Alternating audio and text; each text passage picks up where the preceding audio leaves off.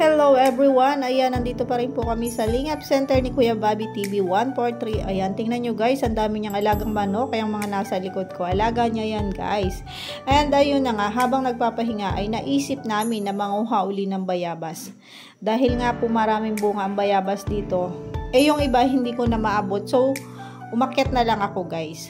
Alam nyo guys, ang sanga ng bayabas ay matibay. Kahit maliliit yung sanga na yan, hindi agad-agad siya nababali. Hindi siya kagaya ng ibang mga puno na marupok. Ang bayabas po ay makunat ba? Yung matibay ang kanyang mga sanga. Kaya habang nagpapahinga at hindi pa naman kami aalis, ayan, kukuha muna ako ng bayabas. Pwede naman to kasing i-stock, ilagay sa rep. And then kapag kailangan mo ng pangsigang o kailangan namin ng pangsigang, ayan, may magagamit kami pansigang. Sa halip na bumili kami ng mga sinigang mix.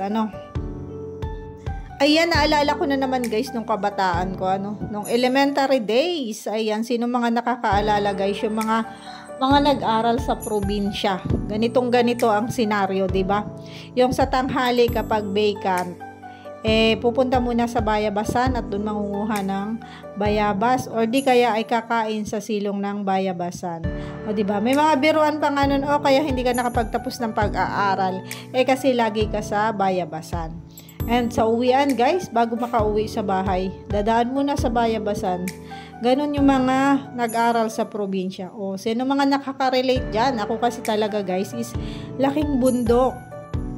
At naranasan ko lahat ng mga yan.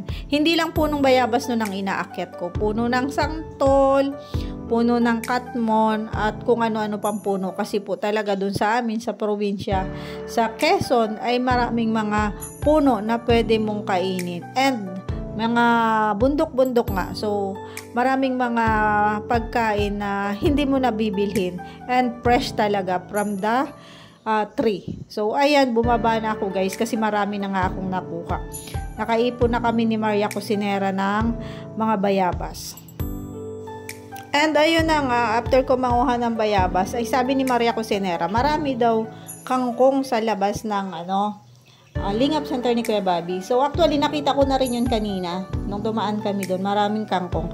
So nagyaya siya na manguha kami. Syempre on the go lagi ang person kasi alam nyo na libre na yan, hindi na bibilhin and pwede natin yung gulayin pagdating. Ito, ang dami nga dito guys na kangkong. Alam nyo guys, ang kangkong napakasarap na adobo. Kahit yan lang yung ating ulam adobo, lagyan ng oyster sauce, ay panalo. Kangkong na adobo, diba? Ulam na yun guys, hindi nabibilhin. So ayan, dito muna kami, mangunguha muna kami ng kangkong kasi hindi pa nga kami umalis at hindi namin alam ang susunod na lakad kung saan or ang susunod naming mission. So walang nasasayang na oras guys, kailangan lahat ng oras ay productive ka, diba? Sayang naman to guys, marami kasi sa bayan guys, sa Dait is bumibili rin kami ng talbos ng kangkong and 20 pesos ang isang tali. Kasi mahirap din naman manguha nito. Kagaya nito guys, mga damuhan syempre. Dito lang, medyo malinis yung kukuhaan namin. Dahil malapit to sa Lingap Center nila Kuya Bobby. And sabi nga niya, dito rin sila kumukuha ng ipinansasahog nila sa isda or yung kapag nagsisigang sila. Yan. Nagkwento pa nga si Kuya Bobby na kaninang umaga daw nung bago sila nagpahinga, ayan, nanguha muna sila dito. Ang swerte nila guys, kasi dito lang sa tabi-tabi, sa palibot lang ng kanilang Lingap Center is maraming mga gulay. So, libre gulay na talaga. Ang bibilhin mo na lang dito ay isda, tsaka mga karne. Pero, ang alam ko guys, marami din ditong mga dumadaan na mga naglalako. So, hindi mo na kailangang bumili or pumunta sa bayan, sa palengke talaga para makabili ng isda at karne. Kasi dito pa lang, may mga nag-iikot na naglalako. Ayun, diba, ang dami talaga ng kangkong dito. Ayan, si Kuya Bobby TV 143 po ay nakilala ko. Papunta pa lang siya dito sa Dait. So, lagi kasi ang nagla-live. And pumapasok ako sa mga live stream niya. Sila kasi yung mga first batch nang pumunta dito sa Dait. Noon kasi guys, ang pagpunta dito sa Dait para maging Kalingap partners is batch-batch siya. Kasi nung mga panahon na yun ay pandemic pa. So, parang ano tayo, pang 5 batch yata yun, pang 5th batch. And noon is medyo mahigpit. Kasi katan pa nun guys ni Kuya Bal. And napakarami talaga ng pumupunta dito sa diet noon para maging kalingap partners. Hindi kasi madamot si Kuya Bal guys. Ano? Kasi kung sa iba, bakit ba maghahanap siya ng kalingap partners? Pwede namang sila-sila lang, di ba? So, ang gusto niya kasi noon is turuan ang magiging kalingap partners na tumulong, turuan na makapag-vlog, and at the same time is makatulong din sa mga lugar-lugar nila. Ganon ang sistema noon guys. And napakarami noon na pumunta sa lighthouse at si Kuya Bobby nga ay first batch. Ayan, may mga kasabayan yan, sila Kuya Red, and etc. pa, kung sino-sino pa. Basta yun guys, kung talagang sulit kayo sa kalingap, ay yun. Alam nyo kung sino yung mga first batch. O, diba? Patuloy pa rin kaming nangunguhain. Kasama ko si John Lloyd. Ayan o, nanguha din siya. Aba, ay masikap din ang bata na to. Kasi pag sinabi naming manguha kami ng kangkong, ay on the go din siya. Yan, nagkukwentuhan pa kami guys. And sabi namin, ayan, marami-rami na rin itong nakuha natin. Sabi nga niya, marami na rin yung nakuha niya. O, diba, ang dami na. Nakita nyo, naka-plastic.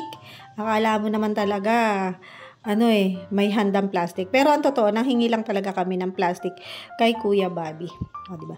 Yan yung kasarapan sa pagsama sa mga misyon. May gulayin ka na, may bayabas na. And, ayan, marami ka pang mapupuntahang lugar. O, ayan, ang dami ko na rin nakuha guys. Isang plastic na. So, mayroon na tayong pangsigang bukas. So, ayan guys. Nakapanguha na kami ng kangkong. O, diba?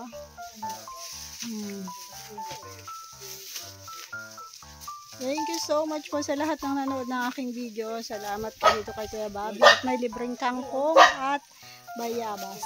Salamat po. Bye-bye. God bless us. So, ayan guys. Uwian na. Ay, tara na daw. Mayroon kaming baon, bayabas. So, isang plastic.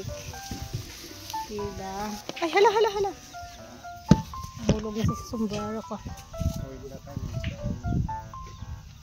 Ay, saan ano ba yun? Paglaro? Huwag na tayo. Gaham na. Yan. Nandun na yung pinggan. So, uwi na kami. Hindi pa namin alam.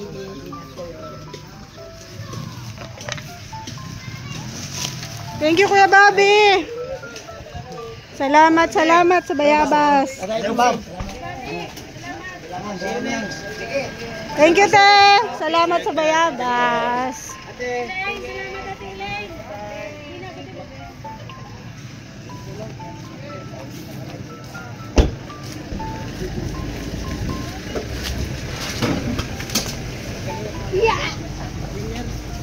Yeah.